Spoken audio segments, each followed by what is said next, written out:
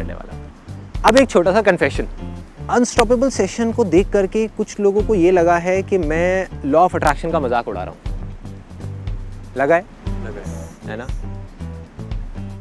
अब अगर आप ध्यान से देखोगे उस सेशन को, तो मैंने उनका मजाक नहीं उड़ाया, कुछ बातों का मजाक उड़ाया है, और अगर किसी इंसान का मजाक उड़ाया तो खुद का उड़ाया।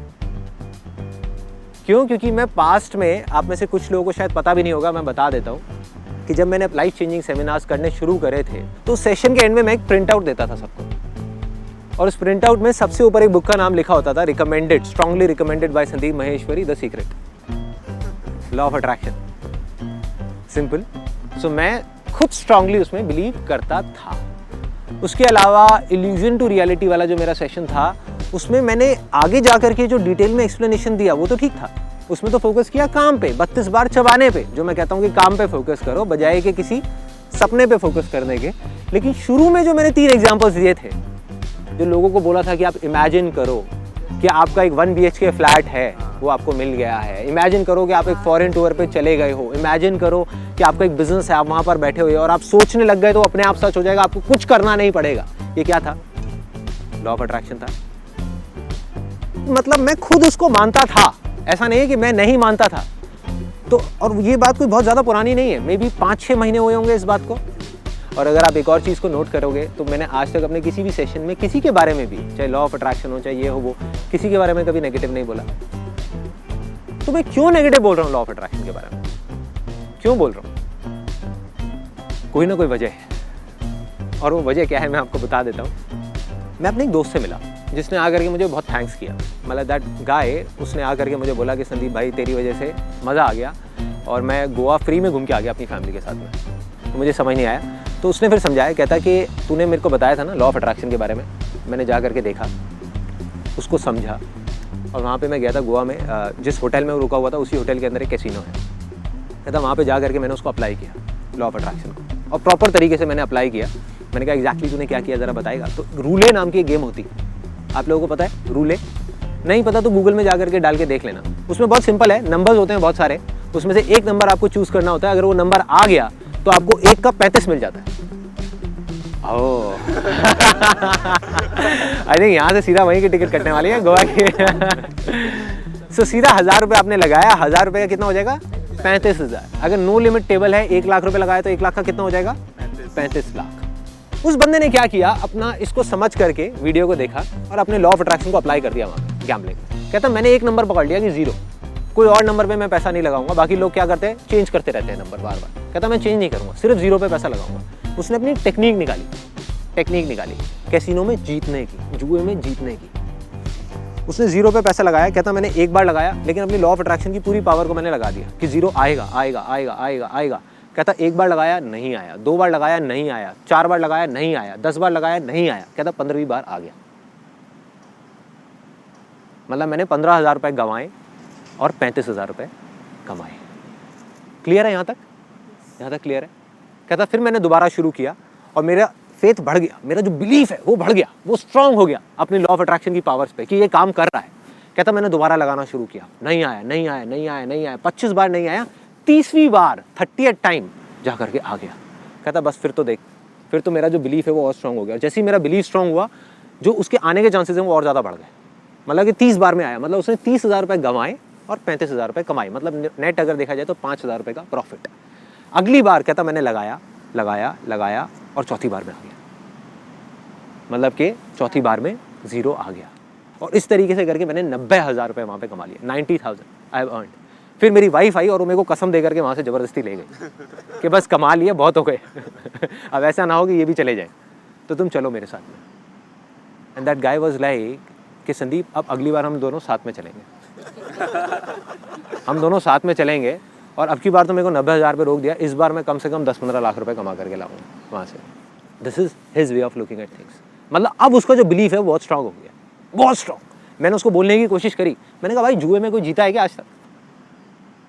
आप टेम्पररी बेसिस पे तो हरा सकते हो, एक दिन हरा सकते हो कैसीनो को, 1 साल तक आप रेगुलर खेलते रहो, आप जीत ही नहीं सकते। Because it's a law, it's law of probability, it's proven maths जिसके बेस पे कैसीनोस चल रहे हैं। और करोड़ों नहीं, अरबों नहीं, खरबों रुपए का रोज काम हो रहा है वहां पे, और एक भी आदमी जीत के नहीं निकलता। लेकिन कहता मैं जीत सकता हूँ, कहता मेरा है लॉ ऑफ अट्रैक्शन की पावर, हो सकता है किसी और की नहीं है, मेरी है, मुझे विश्वास है कि मैं जीतूंगा। एक जुआरी की शुरुआत ऐसे ही होती है। गैम्बलर्स कैसे बनते हैं? जो हार जाता है वो कभी जुआरी नहीं बनता, वो तो छोड़ करके गालियां दे करके बाहर चला जाता है। जो जीत जाता है वो गया, वो क्या बन गया? जुआरी बन गया, जुआरी बन गया। तो ये जो मैं सेशन कर रहा हूँ उसमें आई थिंक उसका भी एक बहुत बड़ा रोल है, बिकॉज ये मैं इनडायरेक्टली उसके लिए भी कर रहा हूँ। तो जैसे ही मेरा सेशन होगा तो यूट्यूब पे जाने से पहले मैं एक DVD बनाऊंगा, ले आ करके अपने उस फ्रेंड को दूंगा भाई एटलीस्ट देख, शायद तुझे कुछ समझ आए, शायद। बट आज उसका विश्वास पूरा है लॉ ऑफ अट्रैक्शन पे कि हर जगह पे काम करता है।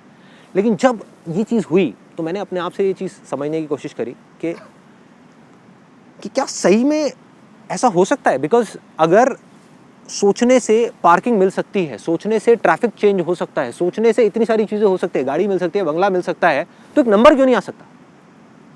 अगर हम देखा जाए, जब एक गाड़ी को हम अट्रैक्ट कर सकते हैं अपनी तरफ सोचने से, अपनी अट्रैक्शन की पावर से, तो एक नंबर को क्यों नहीं अट्रैक्ट कर सकते? क्या बड़ी बात है, क्यों नहीं कर सकते?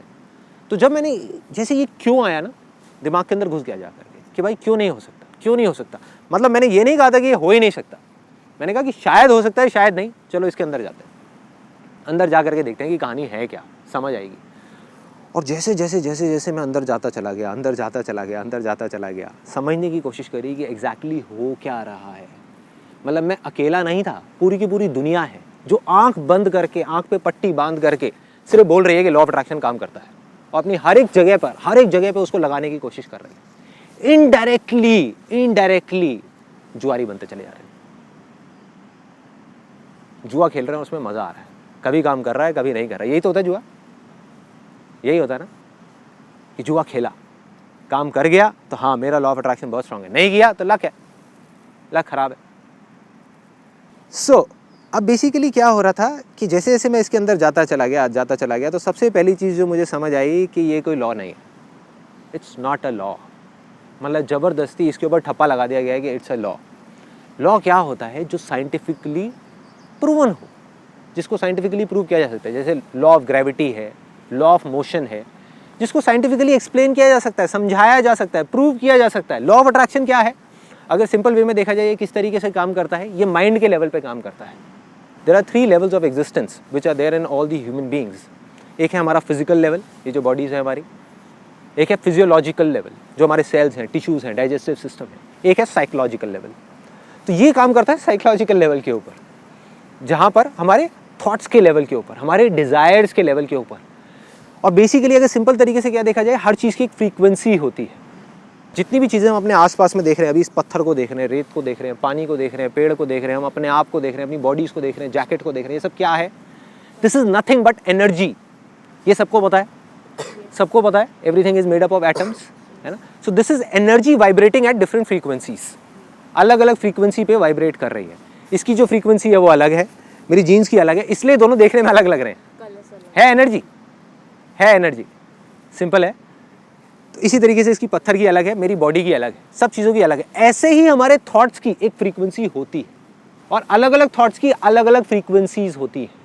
लेकिन क्या हम अपनी थॉट्स की फ्रीक्वेंसी को मेजर कर सकते हैं अभी आज के टाइम में? साइंटिफिकली नहीं कर सकते।